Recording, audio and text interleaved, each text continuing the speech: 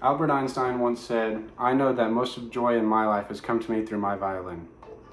String instruments are very complicated and interesting instruments that have been created over the course of hundreds of years of evolution.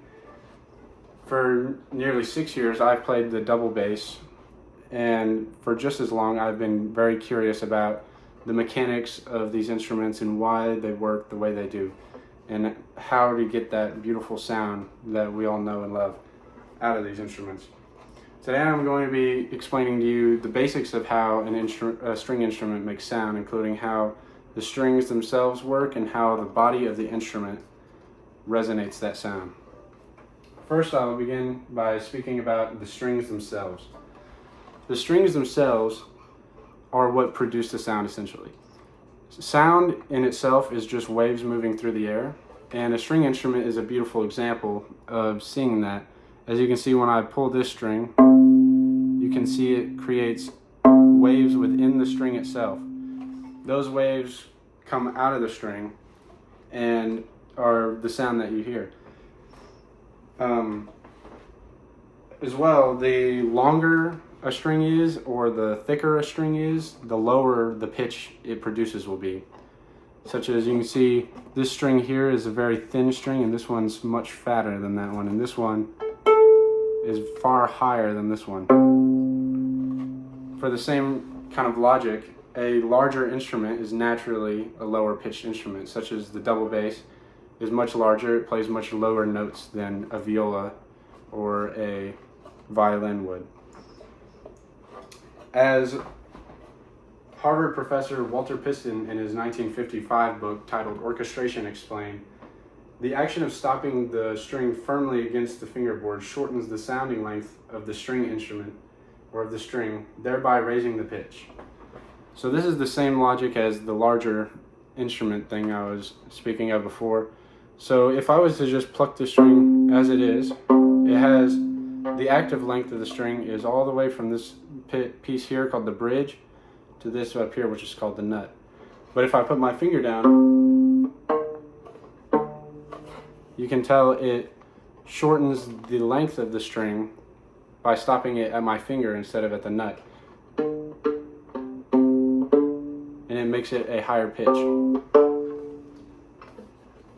Now let's talk about how the body of the instrument helps produce sound. Why couldn't a string instrument just be strings and a fingerboard? Well, the body of the instrument really doesn't have all that much to do with the production of sound itself, but rather the amplification of sound. Without the body of the instrument, you wouldn't be able to hear a very loud sound coming out of the strings, and it wouldn't sound very good at all. The strings are what makes the sound, but without the body itself, there's no way of amplifying it. So as the string meets the bridge here, which I mentioned before, the vibrations from the string travel through the bridge, down through a pole that goes straight through here, called the sound post, and vibrates within the instrument. As well, there's a bar going right along right under this wood here. There's a bar that runs called the bass bar, and the sound also carries across that bass bar, and the vibrations are able to resonate within here and bounce off the instrument, and they come out of these F holes here, and that's where the sound projects from.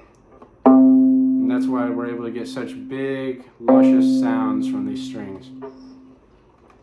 The material of the instrument has a lot to do with its sound quality. You notice almost every string instrument is made of wood. A nice wood makes a nice, rich, clear sound. String instruments can also be made of fiberglass and other materials like that. They're just not going to sound as good. A nice, rich sound always comes out of a good wood violin or string instrument. To summarize the functionality of the instrument as I described, I'll explain to you, or I'll have it said to you as the New York music teacher and SCD and instrument technology holder, Pagliaro, wrote in 2012, "When a string is set into motion, its vibration is conducted by the bridge to the top of the instrument, transferred via the sound post to the back and distributed laterally by the bass bar. That forces the resonating sound out of the instrument through the F-holes.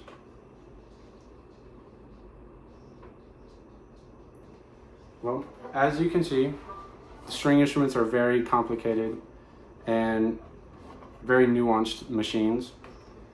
There's a lot of applications of these instruments, but today I was able to explain to you just the basics of how the strings themselves work and how the body of the instrument is able to amplify sound. I find these instruments truly incredible, and I hope I've inspired you to learn more.